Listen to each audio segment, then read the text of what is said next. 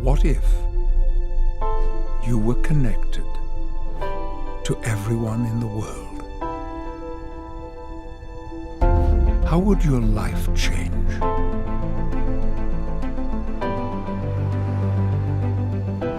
What if you could see the patterns,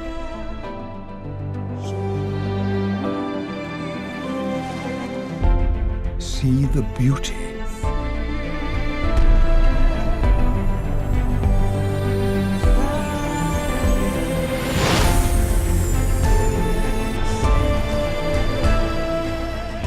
new ideas in science, deepen your connection to nature, to the stars, and to each other. Learn to see the world differently.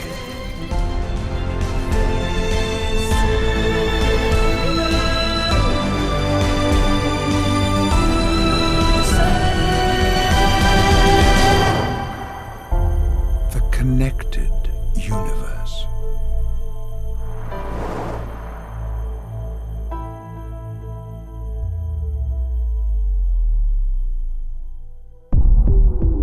Do we truly see the universe when we open our eyes? Do we see the vast potential that's inside of us?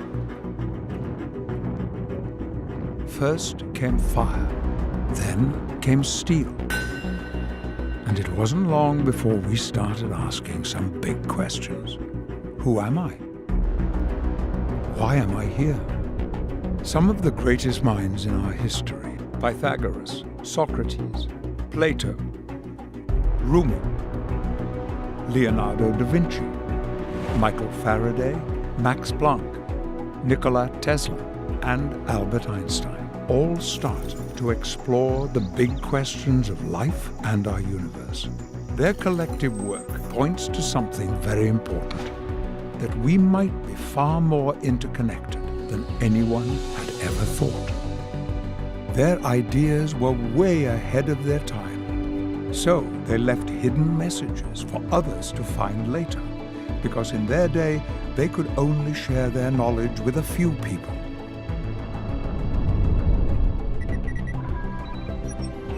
We live in an age where we can communicate to every point on the globe. We are all connected, but it's more than just a feeling. It's also a mathematical equation.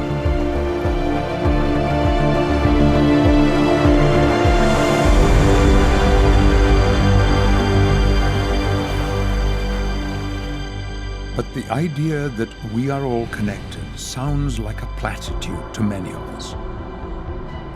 We're more disconnected than ever in certain ways. War, violence, greed, tragedies. These are the stories that fill the news channels, and this is a very disconnected view of the world. Us against them, you against me, danger and disaster lurking around every corner. But are we complicit in it? Because this is what so many people seem compelled to watch, drawn to the worst aspects of humanity. And then there's the ever-increasing pace. Why do we race through life so quickly, taking in disconnected message fragments with no voice, heart, or context? When we consume bite-sized pieces of information, it's very hard to imagine the big picture. Why does our world seem so frantic? Why do we spend so much of our time chasing money, career, intimacy and possessions, with schedules so full when all we really want is simply to be together.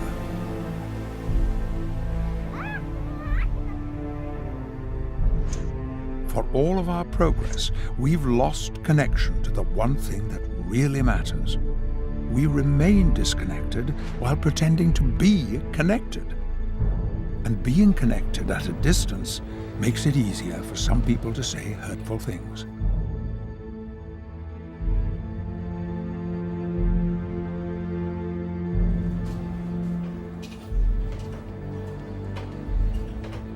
We have trouble staying connected to the ones we love,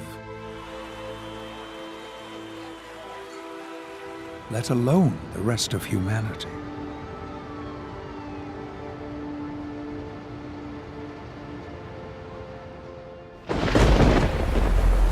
There is fear and there is beauty.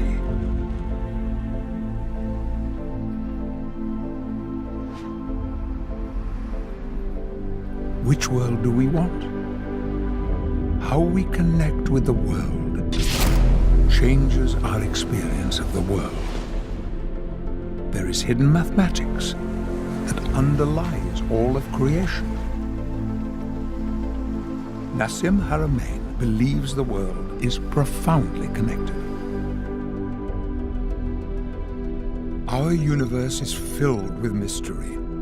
Our planets, stars, and galaxies account for only 4.9% of the matter of the universe. So what makes up the rest of the universe?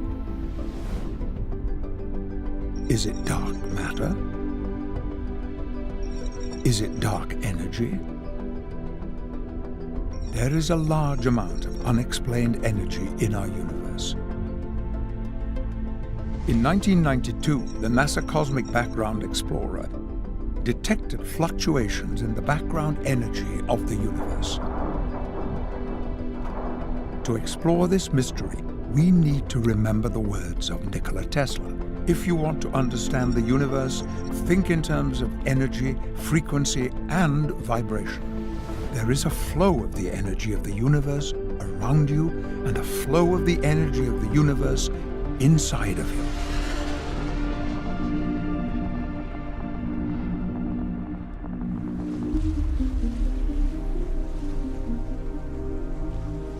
When people realize that everything is connected, this sense of separation, this sense that we're isolated, hopefully that goes away. And it's replaced with this feeling that we're part of this incredible creation in which everything is interdependent on everything else. And that everything is connected through this energy that's in the space. And then actually it's the space that creates matter and reality and them. They're part of the whole thing. And so that they can see the incredible potential that they have, the incredible miracle that it is that they're alive and that they're able to experience this interconnectivity with everything. It's a feeling of resonance and a feeling of connection with everything in the natural world. And maybe, just maybe, as a result of understanding this at a deeper level, they will start to understand themselves at a deeper level and understand the functioning of the universe at a deeper level, and that it will give hope to people.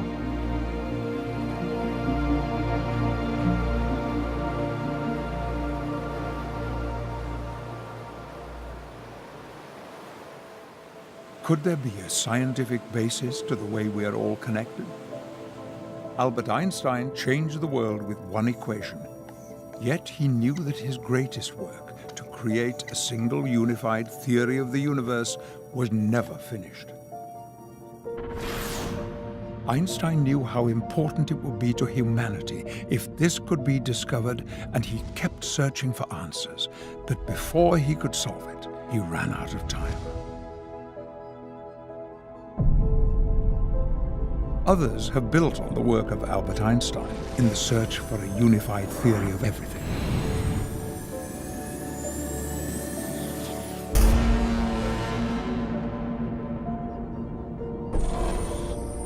Some people have a knowingness of this connection between the macro and the micro. In the past, we've created mythology around it. But what if we could understand it through the lens of science?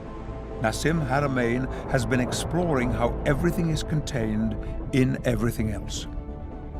The exploration of the universe through mathematics and physics has been complex. Yet from this complexity emerges simplicity. What if there is a way of proving that everything is connected and one at the same time? To understand this, we must take a journey, and our journey begins with the proton. If you remember back to your high school science class, atoms are everywhere and the protons are at the center of every atom. Therefore, we must accurately understand the proton if we're going to understand the universe. New measurements of the proton suggest we must change our existing way of thinking. Nassim Haramein was the first person to have accurately predicted the new measurement of the charge radius of the proton.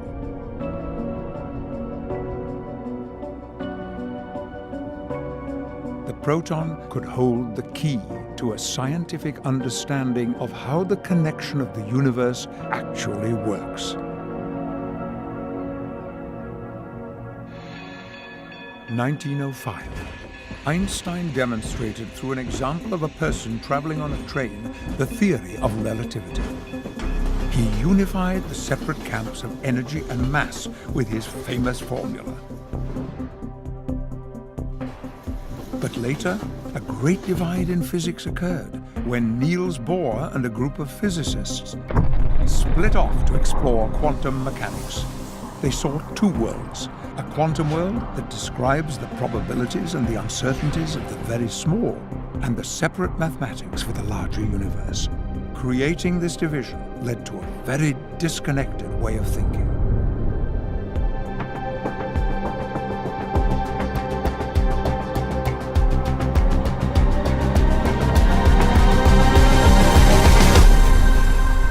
Nassim Haramein, the Director of Research for the Resonance Science Foundation, has been on a lifelong search to discover a unified theory of everything.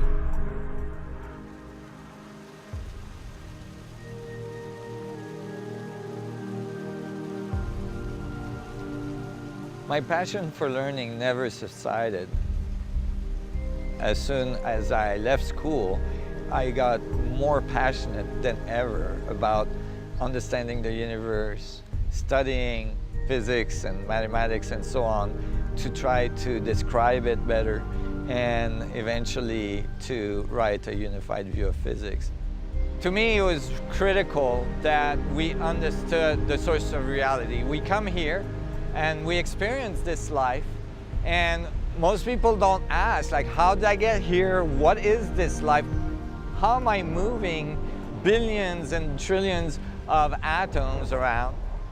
I was exploring all this for my own personal satisfaction. It really wasn't to get a master's degrees or a PhD in some institution. I knew that if I went to the institution, I felt I was going to be restricted. I knew I was going to be given very specific concept that I would have to go with. I didn't want that. I wanted to be completely free to think what I wanted to think as I explored. It led me down a very specific road. Certainly some of the things I thought turned out to be wrong, but eventually I started to home in on the stuff that worked together, and I found something, I think, very fundamental and very profound.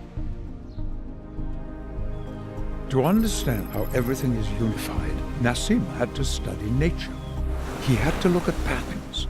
He looked at the macro and the micro. He started asking questions about some of the fundamental principles science has taken for granted, and started to wonder if, somewhere, we went off on the wrong track. As he continued his journey, he began to understand that in order to see how everything is connected, we had to look at everything.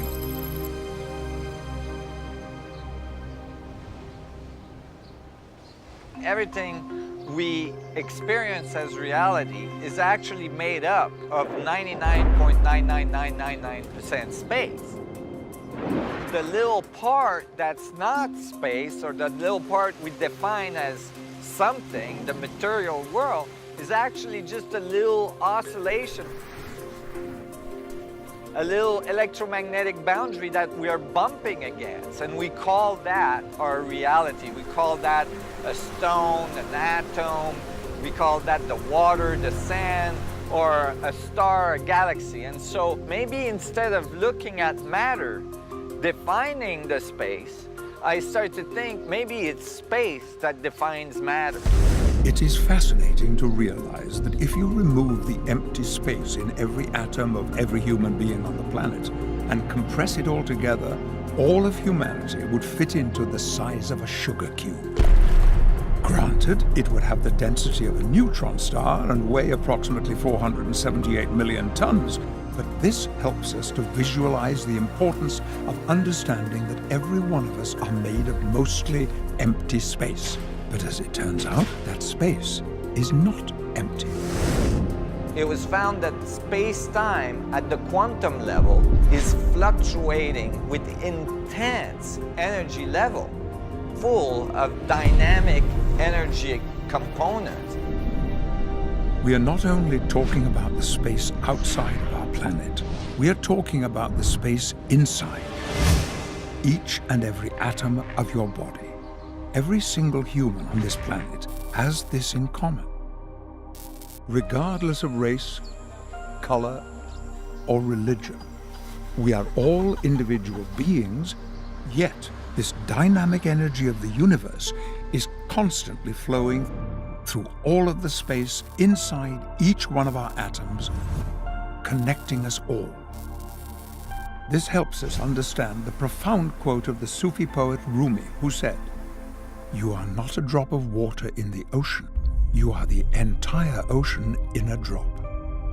You can literally feel the force of the universe inside you and flowing through you, connecting you to everything, because you are a part of everything through this dynamic energy. The great theoretical physicist John Archibald Wheeler, a colleague of Einstein, said, "No point is more central than this, that empty space is not empty. It is the seat of the most violent physics." The theoretical physicist David Bohm explained, "Space is not empty. The universe is not separate from this cosmic sea of energy." And Albert Einstein said, "Physical objects are not in space, but these objects are spatially extended as fields. In this way, the concept of empty space loses its meaning." This underlying background energy that exists everywhere in space is described in physics as the vacuum. What if there was a way to connect to this vacuum energy rather than depleting our natural resources?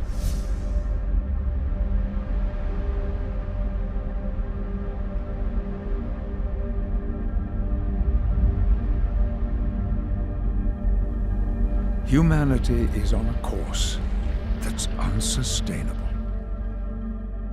For millions of years, magnetic fields have been around us without us knowing about them, until Faraday figured out that by moving a little magnet across a set of wires, we could get an electric power source that could power all of the devices we use today in our society. Now we are discovering there is another invisible field at the source of the material world that is all around us and in large quantities. And by learning how to tap into its structure, we could power our world for generations to come. Scientists from around the world are looking for a solution to tap the vacuum energy that is all around us. And it is important that they succeed. Current wars and potential conflicts of the future will be fought over resources like oil and water. Abundant energy will help create stability in the world and reduce the threats of the perceived energy supply disruptions that cause countries to go to war. War has been a big part of humanity's past.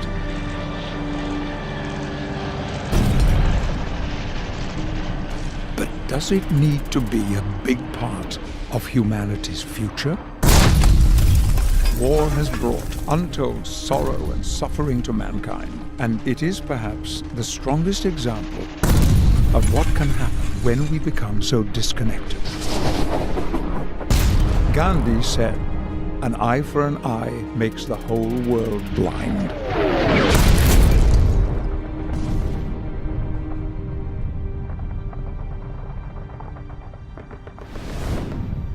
With our modern capacity to wage war, there can be no victors.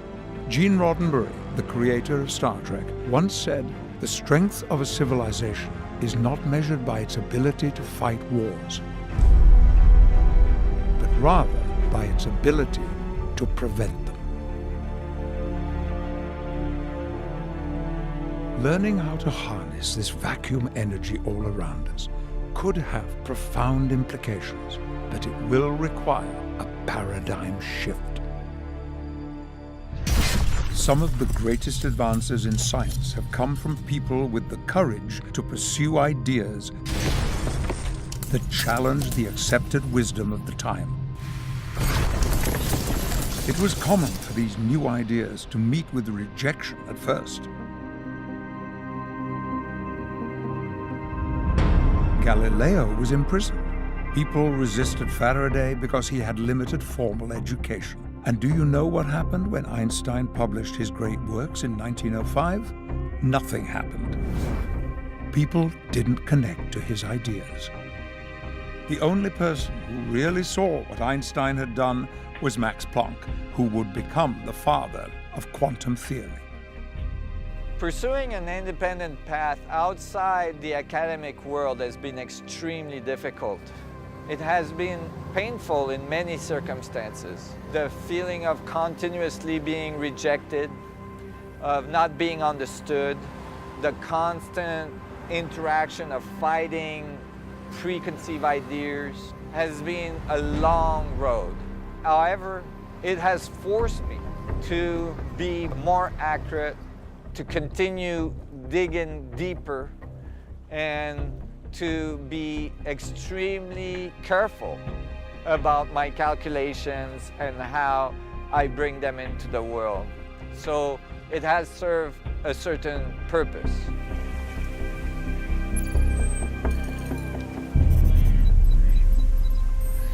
Our material world is not as solid as it appears at the quantum level.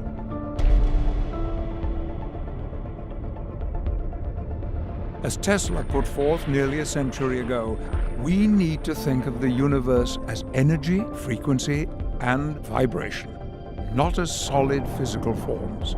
We're not dealing with little billiard balls. We're dealing with waveforms, oscillations in the vacuum. Just like when we throw rocks into a pond and the rings come out, the rings can intersect and it doesn't destroy the waveform of one of the rings or the other. The two just intersect. And so that the spheres, the little vibrations of the vacuum are intersecting, and it is the holographic structure of space-time itself. It is the interference pattern that encodes the information of the whole universe in every point. The idea of a holographic universe was first put forward by physicist David Bohm, advanced by Gerard 't Hooft, then later expanded by Leonard Susskind. It was inspired by new understandings of black hole thermodynamics, that the information of the black hole is present on the 2D surface of the black hole, known as its event horizon. A simple example is that if you throw a wallet into a black hole, as the wallet is being consumed by the black hole, all the information contained in the wallet would become present on the surface of the black hole, because it is a rule of the universe that matter cannot be created or destroyed.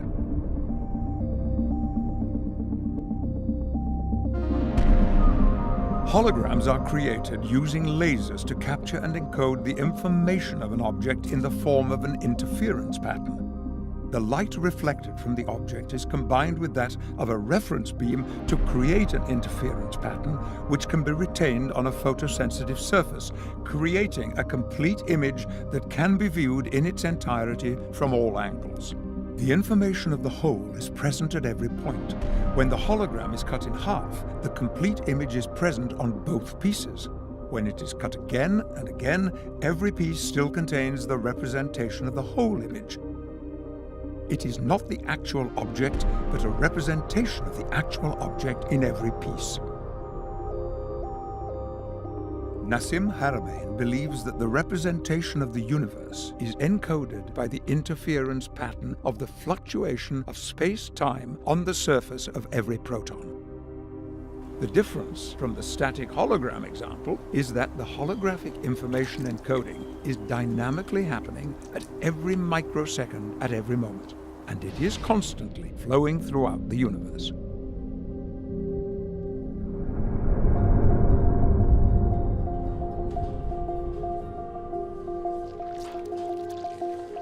We often hear the sentence or the concept, everything is connected, it's all one. We hear that from even masters in ancient civilization or modern thinkers, philosophers, spiritual people. And it's a great concept. For many people, it resonates as something true, but how is that true? Some of the work I've been doing starts to open the door to understanding the dynamics and the mechanics on how everything is connected, so that it's no longer just a dogma or an idea, but it's actually based on the physics of reality.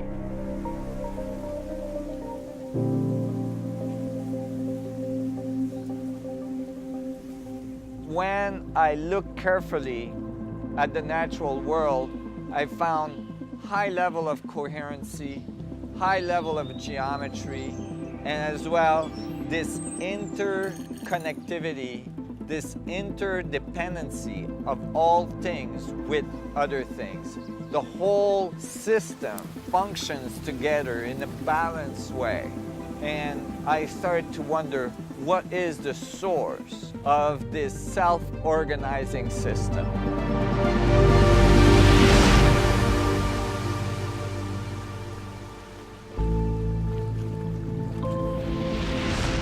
What do you see? It depends on how you look. You could scan around an object and study it. Then you could look more closely using a microscope to isolate each part. In this instance, you would see millions of fibers and could spend a long time studying them. When you look too closely, you only see part of the picture. It is when you pull back that you see the part each fiber plays and how it is related to the others, and then the bigger pattern emerges. Imagine the new understandings we will gain if we could all learn to think differently and to look at our world through a big picture, connected perspective.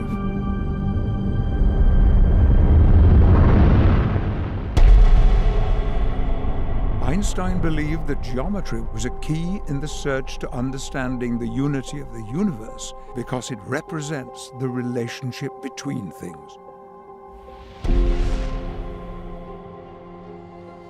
Great thinkers came to discover the underlying geometry of nature, such as the golden ratio and the Fibonacci sequence, in many different forms of life. When Nassim Haramein analyzed these geometric relationships in a changing three-dimensional space over time, he saw the 1 to 1.618 ratio appearing, known as the golden ratio, or phi ratio, as a fundamental part of the structure of space-time. Leonardo da Vinci encoded this in his famous work, The Vitruvian Man, showing that the phi ratio exists in different proportions throughout our bodies, and it's not just in humans. It is in animals, in plants, and in art. Geometric symmetry even affects our perception of beauty.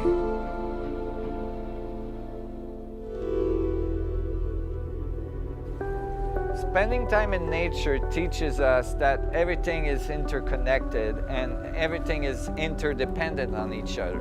We have a tendency to isolate systems and then analyze them as if they were not in relationship with anything else in the universe. So that many of our laws of physics starts with the statement within an isolated system. But then if you look up isolated system in a physics dictionary, you find that no such thing has ever been found. That is, nothing can be isolated completely from everything else in the universe. Gravitational fields cannot be isolated, electromagnetic fields, and so on. So we need to write science that takes account of the relationship of all things with each other. I think if we want to find the fundamental principles of creation, we have to experience nature from an experiential base. And then the mathematics should come together simply and show beautiful results. It's too easy for scientists to get into the laboratory and just keep trying to work out the theory and lose contact with the natural world.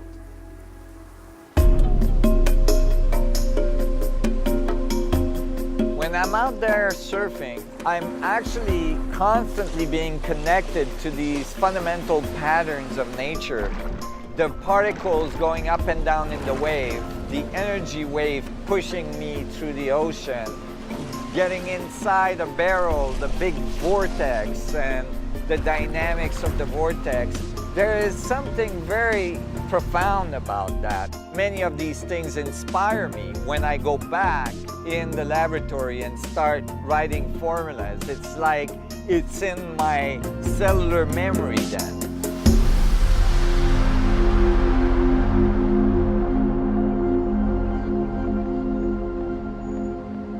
For many of us in cities, nature is but a faint memory. We are overrun by our technology. We give such importance to our digital reality that we sometimes ignore our physical reality at great peril.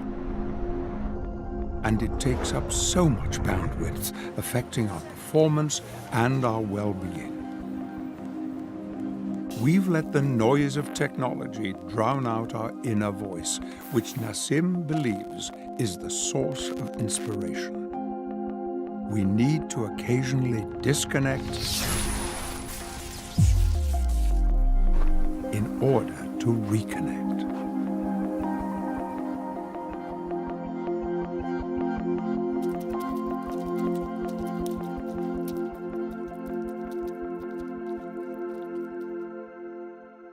Some of the most beautiful times of my life were times where I was extremely isolated. So at that time, I was coming up to Whistler, Canada. More and more the interest I had in nature and physics and understanding the basis of reality was kind of taking over my interest.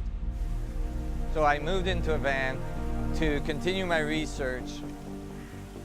I knew that if I could tough it out, minimize my expenses, I could get enough resources so that I could continue to work full-time, doing research, trying to find some clues as to how I could unify the forces of physics.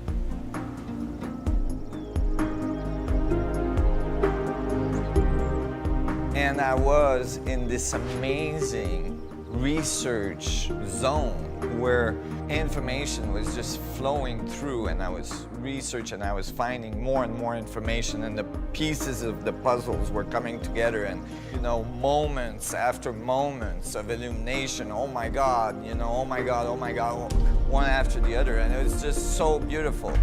It was the most transformative experiences of my life. And most of the physics I wrote here. Of course, it took me some 25 years to flush out the math for it, but I knew I was onto something very early on.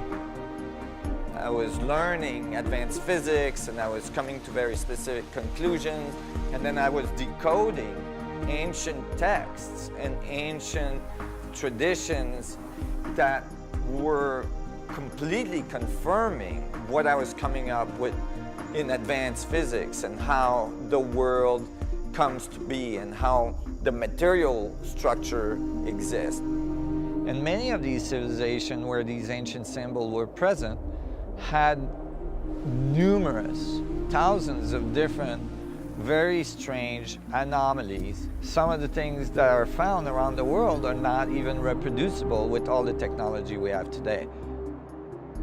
I felt that in these symbols, in these secret geometries, that these pointed to very fundamental understanding of the structure of space, of how matter is created, and how gravitational field can be controlled. It was my intent that the theoretical studies I was making would eventually lead to advanced technologies that would allow us to control gravitational field and electromagnetic field in such a way that it could transform our civilization.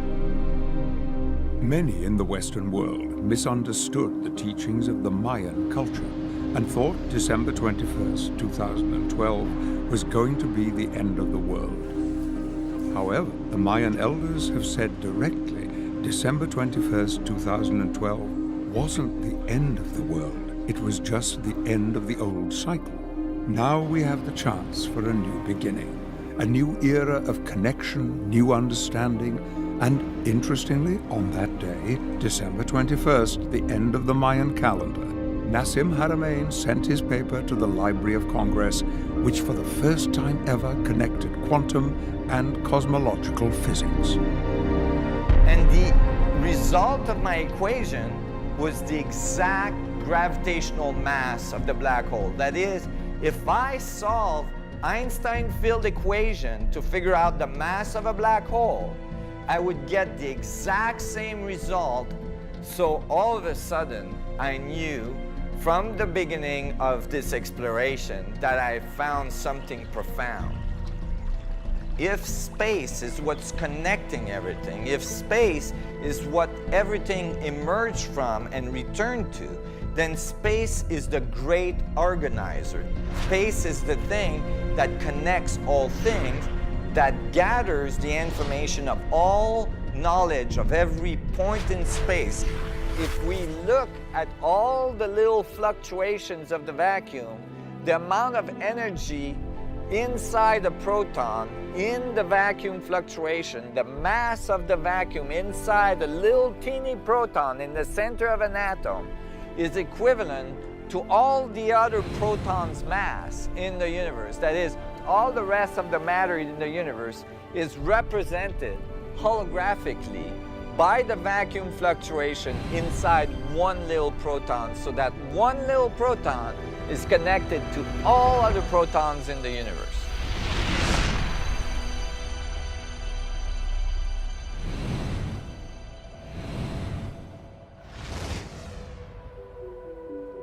Nassim's calculations seem to present evidence that our universe is holographic in nature. Another big question in our effort to understand the nature of things: is the universe random? Think of the amazing biodiversity of our planet, of all the living things. We live in a wondrous world. Think of the complexity of a chimpanzee. Consider a jellyfish, or a blade of grass, or something less complex, something not alive, a simple Rubik's Cube. 3 rows, 3 columns, 3 deep, with 6 colors. What is the mathematical probability of solving that by random chance? 13.8 billion years is the current estimate of the age of the universe. If you could send a blind person back in time with a scrambled Rubik's Cube, and they could make one move every second, how long do you think it would take them to solve it? In the 13.8 billion years of the existence of our universe, you would have less than a 1% chance of solving it. So how much longer would it take to ensure that you would solve it? There are 43 quintillion possible states for the Rubik's Cube. To move through every possible state without ever repeating the same one, it would take 1.4 trillion years. And you would have possibly solved it at some point. But it could have taken billions and billions of years longer than the existence of our universe to solve a simple Rubik's Cube by random chance. Now imagine the incredible complexity of a human being with 100 trillion cells that are communicating every millisecond to ensure all systems are go. Imagine all the moving parts, all the possibilities. How long would it take to organize that? Because we are so vastly more complex than a Rubik's Cube. Yet humanity exists. So how can this be possible? What if we could tell the blind person something? If we give just one little piece of information, yes, you're going towards the solution, or no, you're going away from the solution, then within a few minutes, the Rubik's Cube would be ordered. So from billions and billions of years to a few minutes with one simple feedback of information, that gives us a clue about the probabilities of how the biodiversity and the structure of cellular systems and all of our complexity that occur could have come to be with one simple feedback in the structure of space itself. Our universe cannot be purely random. There must be a feedback mechanism in the flow of the universe. Further evidence that this must be happening can be seen in fractal mathematics. For thousands of years, traditional mathematics mostly described man-made objects and motion. It could describe a pyramid or a column, but for living objects like a flower or a tree, you need fractal mathematics. Fractal mathematics are the underlying patterns that build the natural world. The great mathematician Benoit Mandelbrot created computer programs that use fractal mathematics to render complex forms. When Hollywood wants to create a whole new world in a science fiction film, a new planet, new plants, and new life forms, they use animation based on fractal mathematics to create a complexity of the natural world. To describe nature using math, you also need a feedback loop called iterations. If you start with a simple form, then iterate the formula, which means the formula feeds back on itself. You can see the complexity grow with each iteration. It is fascinating and beautiful to watch.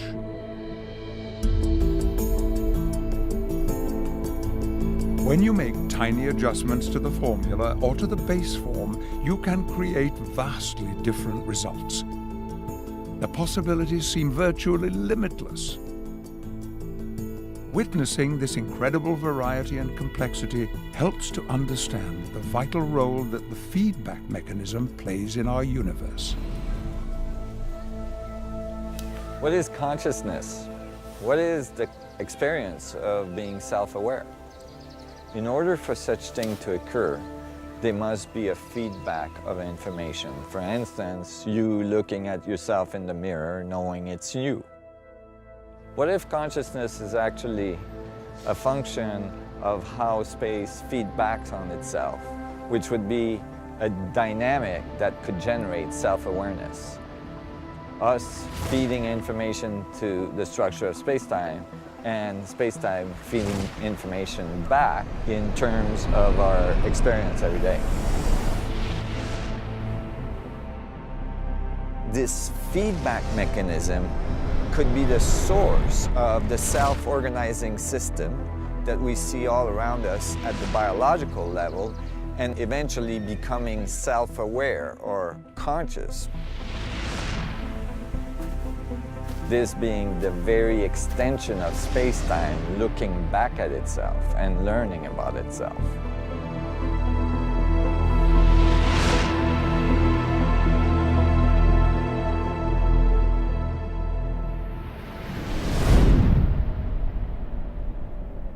Starting out in the world, when we first gain consciousness, we learn to take in information from all around us, from parents, from books, and now from technology. We are living in a time of information overload, and we are being bombarded by messages from everywhere. We have almost infinite choices of what messages we consume. It matters a great deal what you focus on. We know the universe has a feedback loop, and our brains have a feedback loop as well. Our thoughts are not only imprinted on the universe, they also deeply affect how we experience the world. The gift of being conscious is the ability to feel the wonderful moments of life. And it also means that we feel the painful moments. As you get older, you realize that good times don't last forever, and neither do the bad times. Because our brains have a remarkable ability to adapt. We can learn to shift our focus, to change our experience by changing what we put into our feedback loop. Gratitude and positive thoughts can build on each other, creating an upward spiral by connecting to your friends and to nature.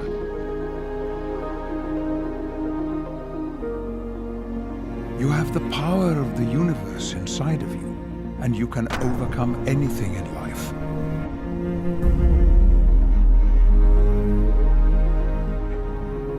Remember the age-old words, this too shall pass.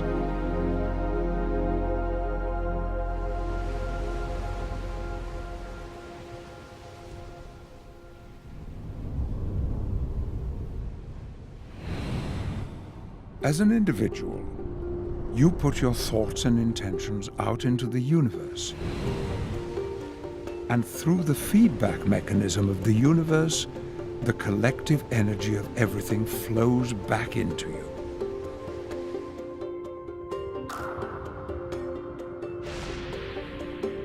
You are in a constant cosmic dance with the universe. The great poet Rumi said, "Stop being so small. You are the universe in ecstatic motion."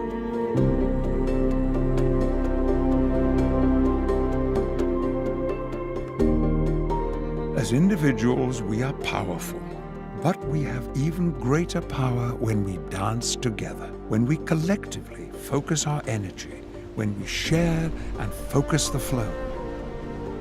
The flow of energy is real and we can feel it. Some people have learned to connect in their inner journey through yoga and through meditation.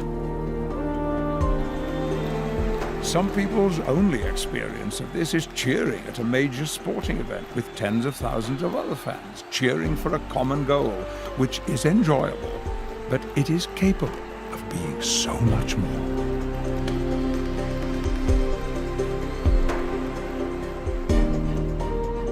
Humanity is able to accomplish amazing things if we come together on a global scale to create positive change and elevate our collective evolution.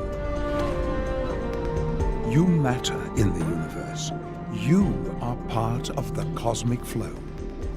I think that every person is an incredible miracle. and every person is critical to our evolution. Your body is an incredible example of interconnection and synergy. All the systems working together without even a conscious thought, in concert with your brain. Your brain may be one of the most amazing things we know about in the universe. It's doing billions of operations per second and doing everything it can to keep you alive. If you take a moment to connect to your body and appreciate all the invisible processes it does for you, it heals your cuts, helps fight disease, gives you energy. What if you stop being judgmental about the appearance of your body and choose to love your body for the incredible miracle that it is? How do you think your life would change? Your body is the vessel by which you experience the world and the universe, and it allows you to be part of the cosmic flow.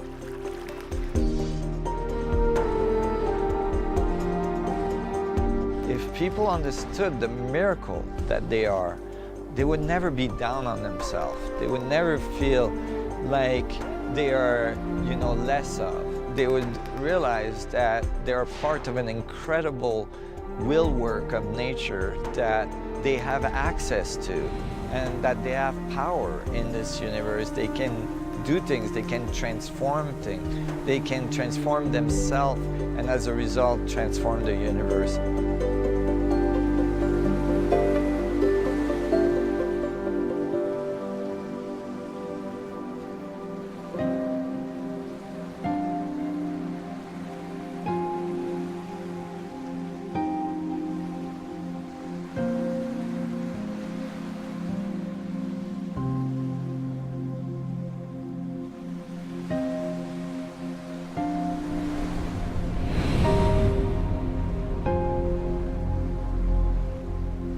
Famous mathematician Benoit Mandelbrot proved that the smaller the unit of measurement that you use, the more accurate your final result. This is important to the work of Nassim Haramein because he uses the Planck units, the smallest unit of measurement available in the universe, in his calculations, which leads to an unprecedented level of accuracy. So, how incredibly small is the Planck unit?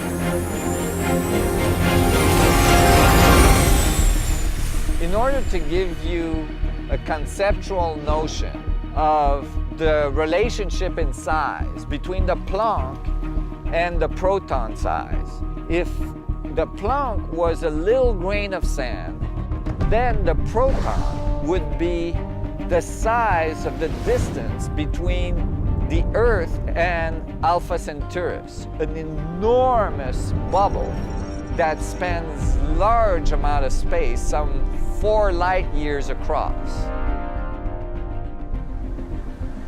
And then fill it with grains of sand. That's how many Planck units are in the proton. Imagine every grain of sand on the Earth would just be the tiniest speck of the number of Planck units on a proton. Not only does this show how small the Planck unit is, but it also shows how many Planck units fit in a proton. Haramein calculated that all the little Planck pixels add up to all the information of all the other protons in the universe, and that the fluctuation of the Planck oscillators creates the information network that the universe uses to get constant feedback.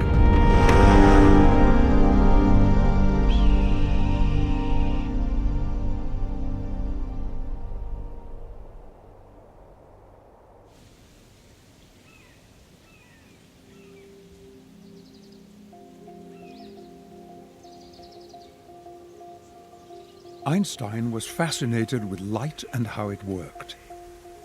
His famous thought experiments would lead to several counterintuitive ideas that would forever change our world. One of those ideas was his theory of relativity.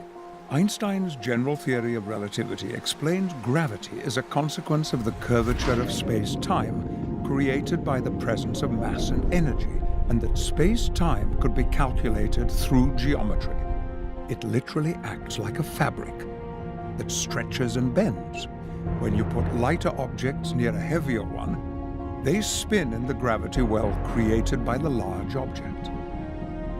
Einstein saw the fabric of space-time and gravity as continuous. Haramein sees the fabric quantized with a sea of almost infinitely small Planck pixels. So it behaves like Einstein's fabric on a cosmological scale, but the big breakthrough is that because it is made of tiny quantized Planck pixels, it allows for the forces of spin and gravity to be accounted for by Haramein's geometry at the quantum level. If you think of the water in a perfectly still kitchen sink, it could look like a single sheet of water. But if you pull the drain, the water spins around the drain while the rest of the surface is perfectly flat. This is how Haramein's work gets results like Einstein's single sheet. Yet because the water is really tiny individual drops, it allows for spin to be present at the quantum level. The other difference is that we can't think of it as a single sheet. Think instead of it being stacked infinitely high and infinitely low, infinitely right and infinitely left, in a giant Planck pixel soup that fills the universe, allowing spin to occur anywhere.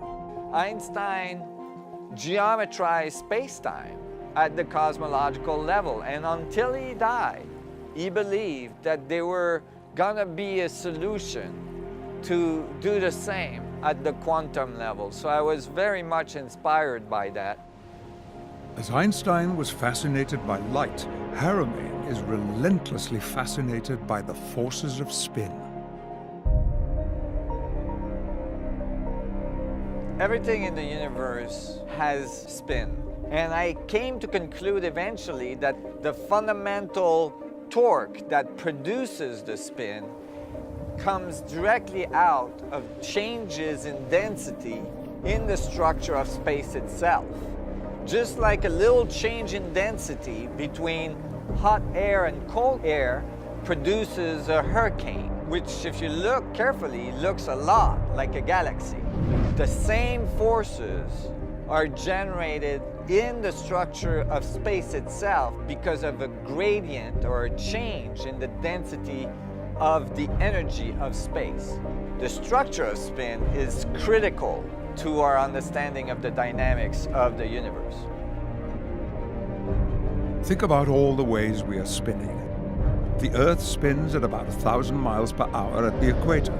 The Earth spins around the Sun at about 67,000 miles per hour. The Sun, with our solar system, is spinning around the galaxy at 515,000 miles per hour. The galaxy is moving through the universe at approximately 1.3 million miles per hour. Our DNA expresses spin. Atoms spin, protons spin, everything in the universe spins. Spin may be the one thing that connects us all.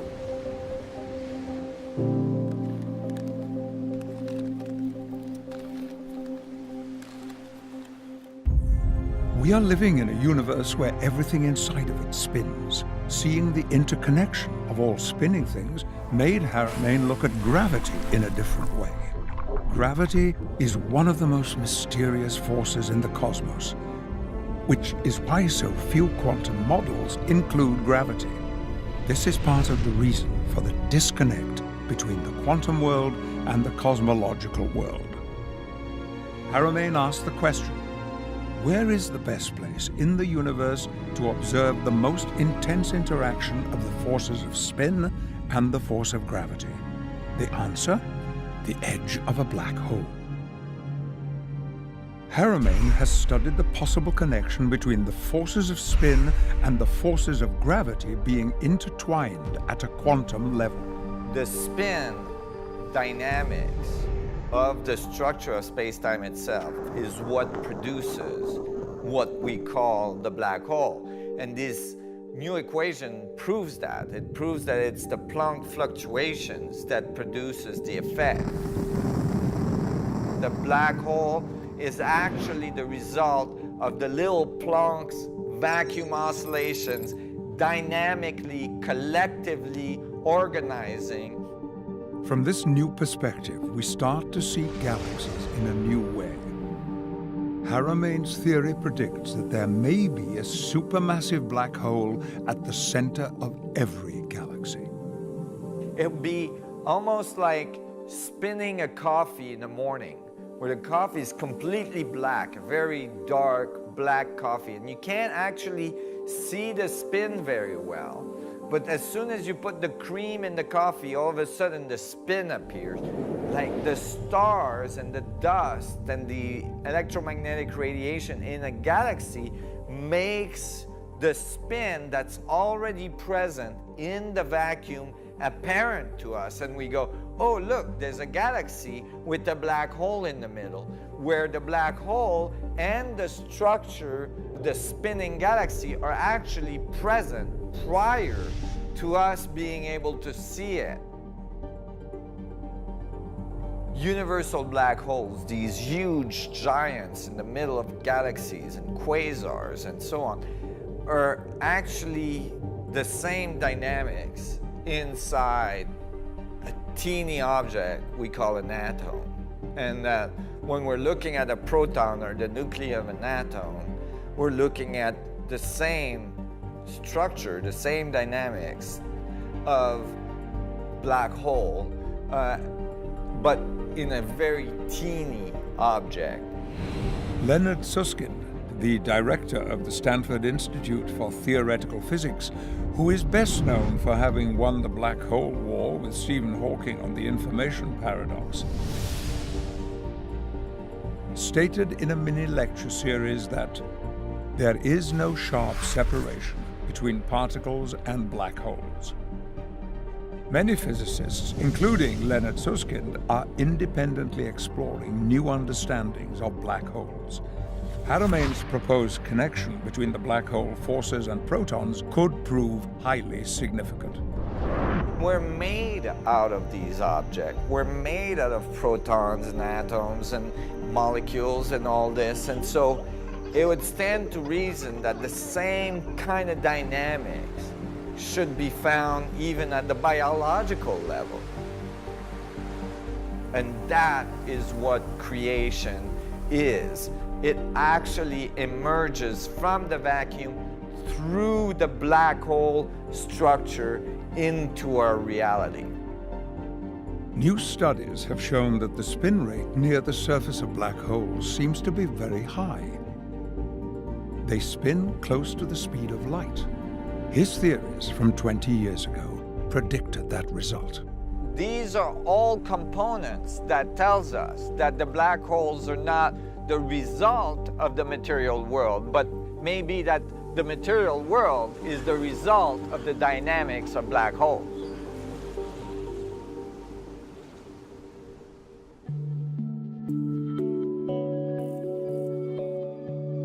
Information and energy flow throughout the universe. For many people, the science of the interconnection of the protons is exciting because it resonates with the feeling of the connection of life. We feel the connection of life very deeply with our loved ones, our families, our pets, with the animals, with the amazing flow of nature and our connection to the natural world.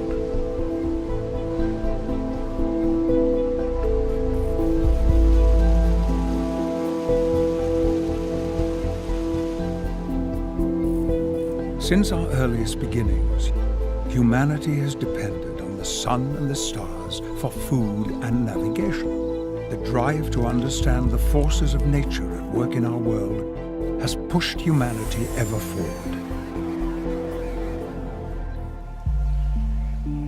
For millennia, humans have looked at birds and dreamed of flying. But for most of human history, flight was considered impossible. What is the next great advance in flight? The structure of space-time is all around us. Imagine if we can learn to influence these structures so that we can control them and make them work for us. Gravity is a result of these little fluctuations in the structure of the vacuum. And by controlling those, by influencing those, we could be able to levitate things. Some incredible possibilities open as soon as we understand these fundamental mechanics of gravity and learn to control them and influence them.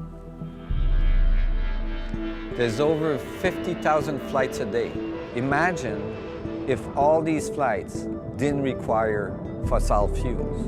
Imagine the positive environmental impact this would have on our society. However, in order for us to evolve to a society that's able to fly maybe through its solar system or even through its galaxy, our technology, our understanding of the forces of nature, such as gravity, have to go to a deeper level. The helicopters behind me produce massive amount of lift by creating these small pressure differential and generating vortices in the structure of the air. Now imagine what we could do if we could create the same type of depression or the same type of gradient change in the structure of the fluctuations of the vacuum itself. The space would curve and generate what Einstein described as gravity in space-time curvature. By doing so, we could control the gravitational field. Is it possible to create a gradient in the structure of the vacuum itself? We already do this with the Casimir effect, where we create a little gradient between the two plates that forces the plates to get pushed together. And now we've succeeded in doing what's called the dynamical Casimir effect, where actually instead of using plates, we're using little semiconductor mirrors, and we're able to oscillate them really fast, and as a result we're able to like pop little photons right out of the vacuum. So we're actually already extracting little bit of energy directly out of the vacuum. This opens incredible possibilities. Tapping into the network of the structure of space leads to space travel across very large distances and so on. We have already sent probes past Pluto and out of our solar system, and Hubble has peered into the unimaginably vast reaches of space. And we have come to realize that we are connected to it all. Your connection with the universe began long before you were born. Did you know that the atoms and elements of your body were forged in the hearts of stars? Carbon, nitrogen, iron, and then when that star exploded, they were spread throughout the universe. The atoms in your foot may come from a different star than the atoms in your hand, and different from the ones in your heart. We are connected to the stars in a profound way, literally made of stardust, individual examples of a living, connected universe. Our mountains have watched humanity rise. Yet, what have we risen to? Are we at our best? Are we capable of so much more? Imagine if we open our eyes to new ideas, the heights to which we could rise, and make that journey for ourselves and for all of humanity. Because we are all one. It has been a long road to get to the place where we truly understand the concept, as above, so below, as within, so without. And that the forces of black holes are present in something as small as a proton, This changes the way we see the unity of our world. As the dreams of our future take flight, this becomes an equation for a more connected humanity.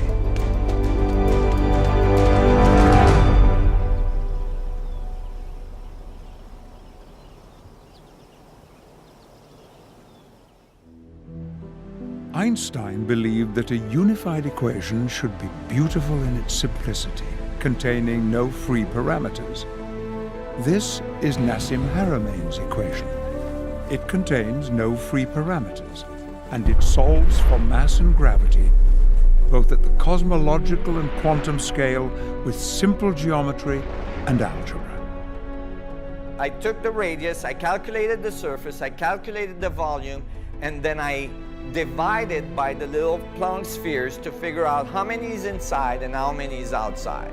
So that the outside was denoted as eta in our paper and the inside as capital R. And then I just did R over eta. I just looked at the relationship of the inside information to the surface horizon information. And I got a ratio. And eventually, I multiplied that ratio by a mass, the Planck mass.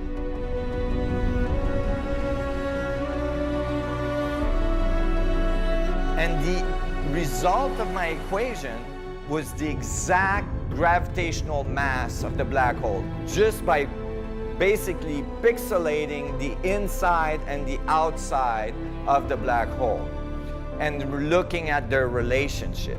So all of a sudden, I was getting a solution to gravity, the solution to Einstein field equation, a solution that is based on holography, but not only that, a solution that's based on little Planck pixel, so that it was quantized.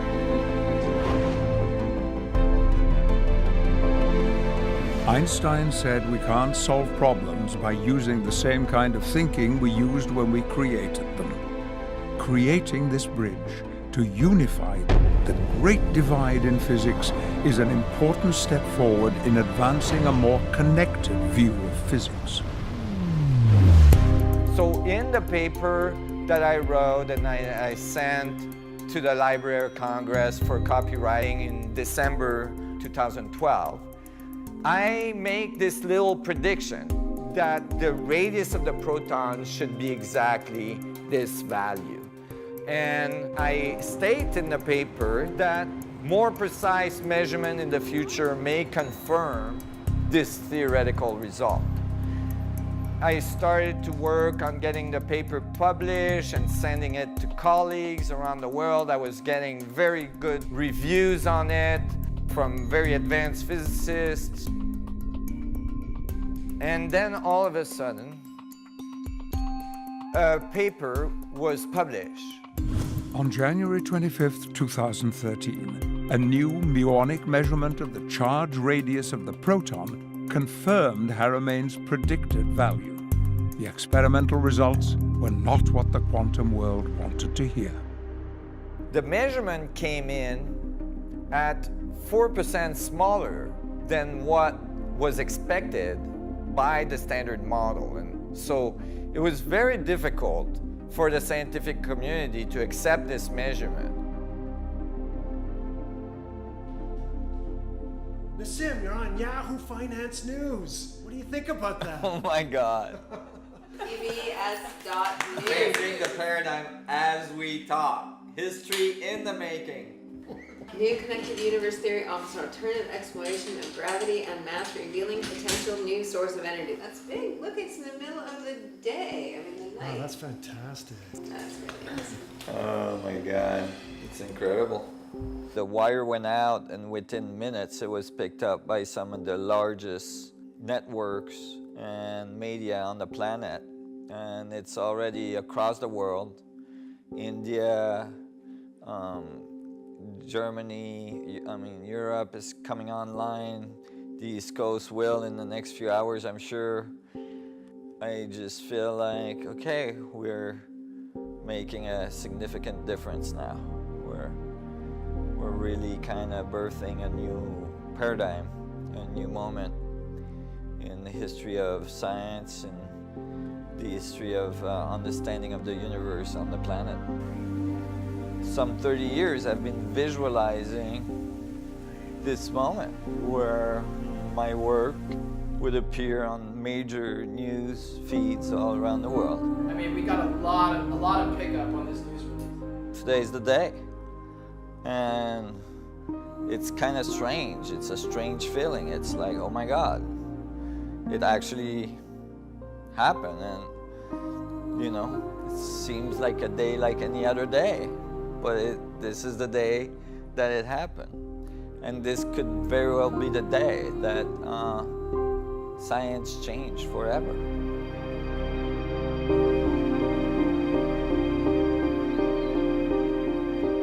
But so far, it hasn't been the day that science changed forever. Looking back through history and physics, this is a pattern that has been repeated time after time after time. Someone comes up with an idea that later will become standard, but at the time, nothing happens. And sometimes there is massive criticism about the idea because it's a different way of thinking. We are only now discovering some of the unpublished works of Sir Isaac Newton. He didn't share all of his work because it went against the religious dogmas of his time. It's a little bit like steering a large ship. The wheel gets turned, but there's no immediate change of direction. In the world of physics, it can take years. After he first published his paper, Haramein was invited to share his knowledge with one of the largest laboratories in the world. However, when the administration found out about it, that invitation was cancelled because they were focused on looking for a solution in a different way. After 30 years of work, believing that this would be his moment, history is again being repeated, that potentially a big leap forward in our understanding is not being recognized. What I'm most afraid of is that the world will misinterpret what I say, misinterpret who I am, and continue on their self-destructive path they are on today. And that this incredible opportunity in our civilization we've had to grow and to evolve to a galactic community will be missed.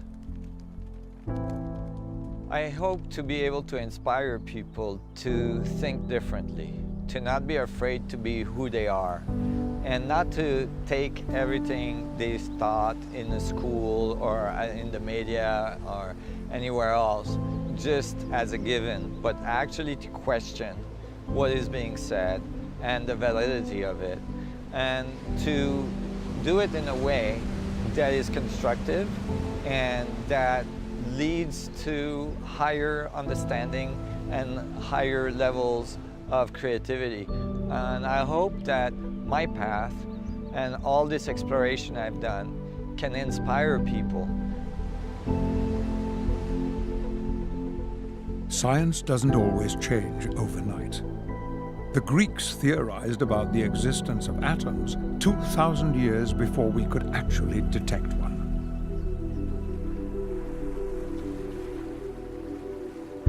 The cover of Scientific American states in huge bold letters, "The proton problem. Could scientists be seeing signs of a whole new realm of physics?" For physicists, the measurement of the charge radius of the proton is fundamentally important to the understanding of our universe. When the first measurement came out in 2010, it was significantly different than the standard scientific thinking of the day allowed. They said there must be a mistake, that there must have been an error. So when a new measurement was done using heavier muonic particles, which would allow for even greater accuracy, the results were even more shocking. And so immediately I purchased the paper confirming the correct radius for the proton and that no errors were found in the earlier experiments. And so I took that number, I plugged it into my equation, and it outputted something remarkable. I was so excited to find that now my prediction is within one standard deviation of their data. And so evidence is supporting that actually our theoretical result might be the exact radius of the proton, and experiments are slowly creeping towards it, confirming the theory very strongly.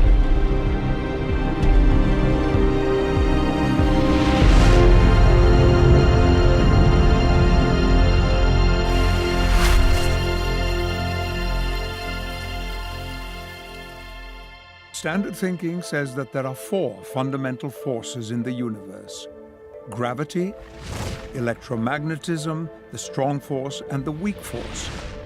But the strong force and the weak force were theorized before we understood about black holes. From my study of black holes and scaling laws of black hole structures in the universe, I found that the proton, or the nucleus of an atom, could act as a mini black hole. If you describe the little proton as a black hole, all of a sudden you calculate the gravitational force of 2 of these little black holes attracting each other, you get the exact force that we call the strong force that holds the nuclei together. Exactly. Not like approximately, but exactly. The strong force, that force that we actually invented out of nowhere because we didn't know how the protons held together, because they're positively charged, right? They're supposed to repel. So when we discovered that, we invented a force to force them to be together. And we said gravity is too weak to do the job, so we invented a new force. And since then, we can't get gravity and the strong force to like be nice to each other.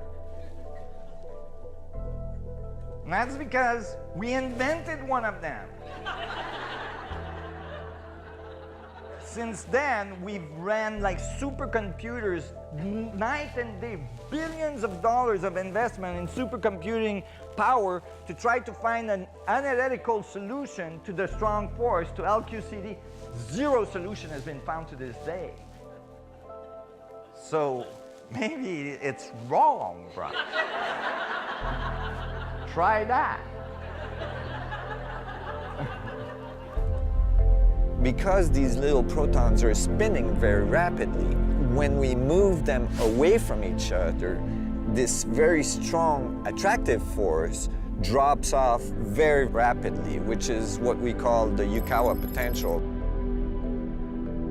Out of the geometry emerge an exact solution to the force necessary to keep the protons together. And out of that came out the spin of the protons. And from the spin, I'd extrapolated the range of the gravitational force of protons to one another. If they were mini black holes, that force would be completely eliminated. We wouldn't need the strong force because we would realize that it's actually the gravitational force acting at the quantum level. So I am able now to account for the strong force with a gravitational force and eliminate some of the largest complexities in quantum theory and reduce the number of fundamental forces in the universe.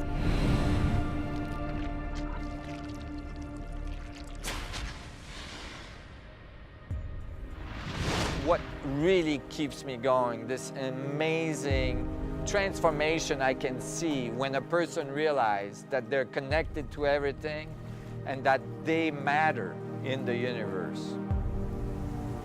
We live an imprint as we go in our daily life in the structure of space-time itself, that we're informing the structure of the vacuum, and so that nothing would be the same if we weren't there. We're actually participating in this incredible complex will works of nature, and that the communication of all the things in it is occurring through this imprint that we leave on the structure of space-time as we go along, as we interpret what we see and how we feel. And so we have a responsibility in our interpretation and our feelings and our behaviors in what we are feeding the universe. So what do you want your imprint to be? You have the power in every moment of every day to choose how you feel and to choose how you show up in the world. Your choices matter in your own life and the lives you affect all around you. We can look at the world through the eyes of a child again, be filled with wonder, imagine, create, explore, and question.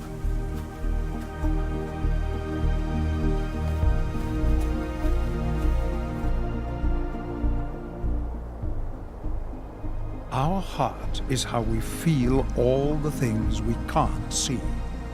And when we integrate the power of imagination with the love and strength of our heart, our world will change,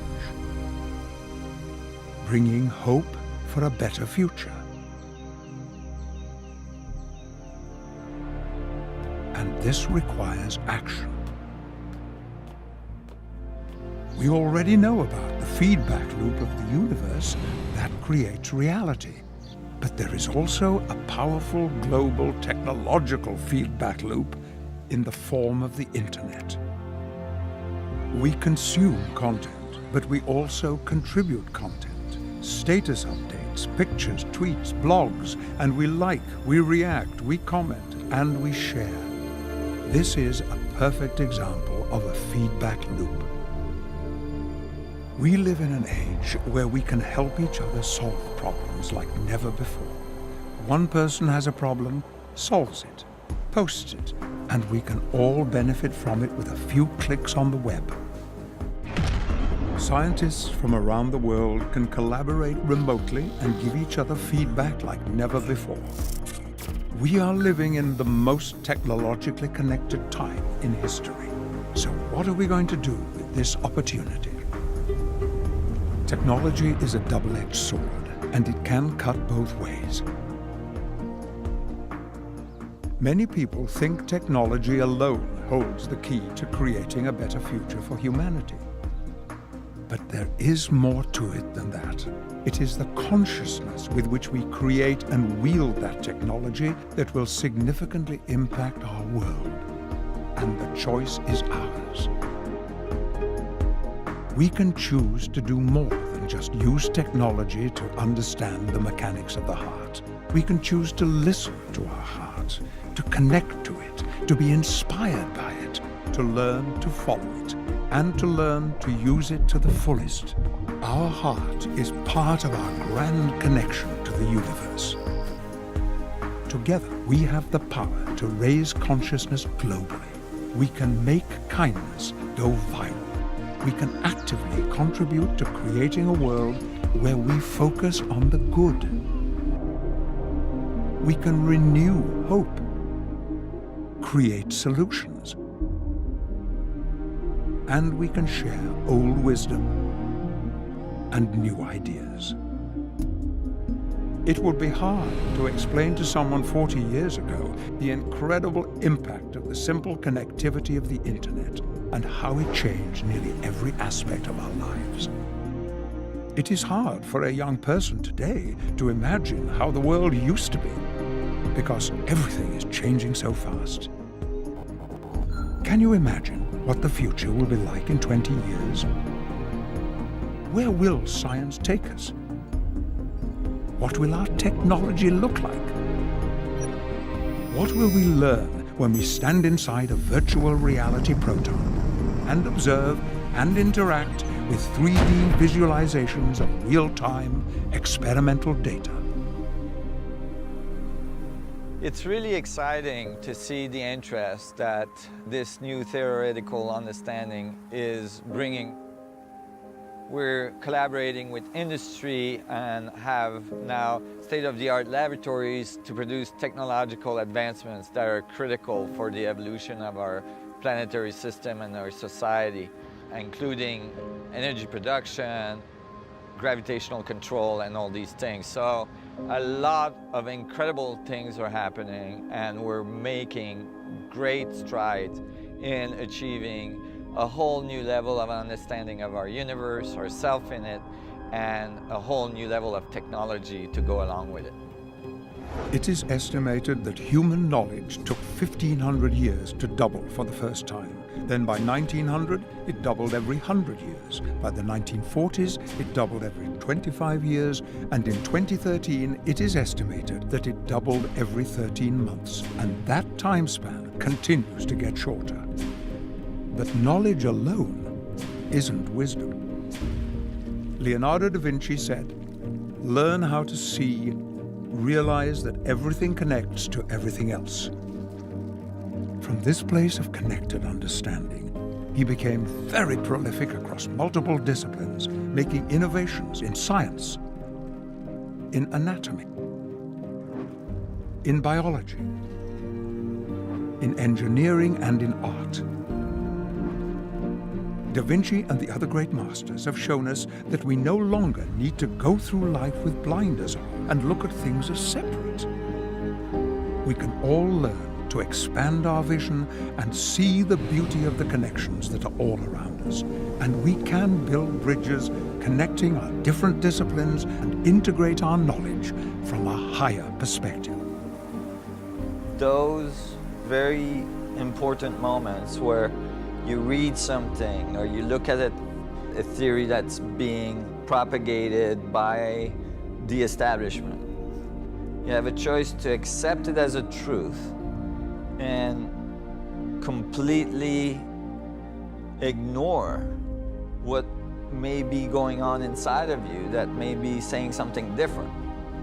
Or you might reflect on what you've learned, take what you think may be correct, and maybe see how you could add your view to it to transform it. For the last 30 years, Nassim Haramein has been willing to ask questions and explore new ideas, and this journey has yielded ever further advances.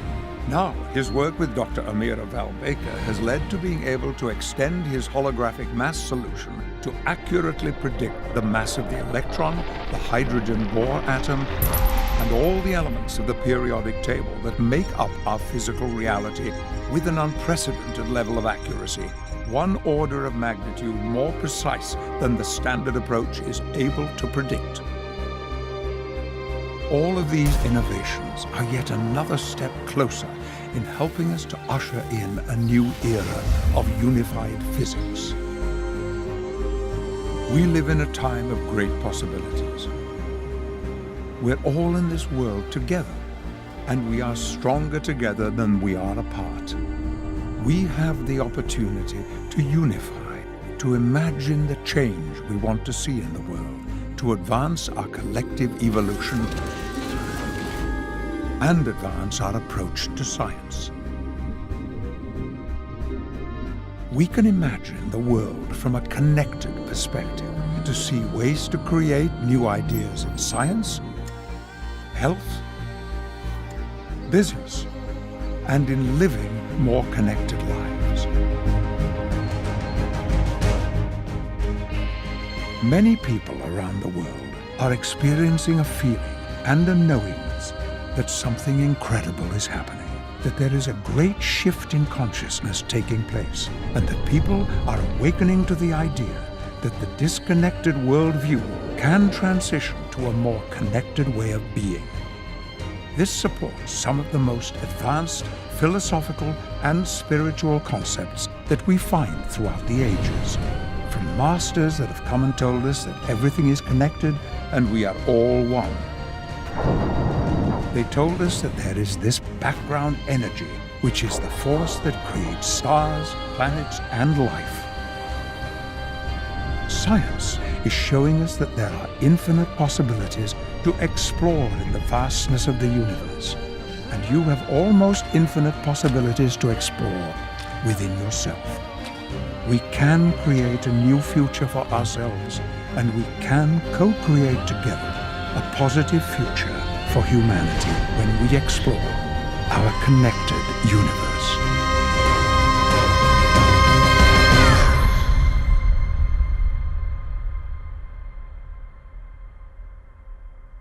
I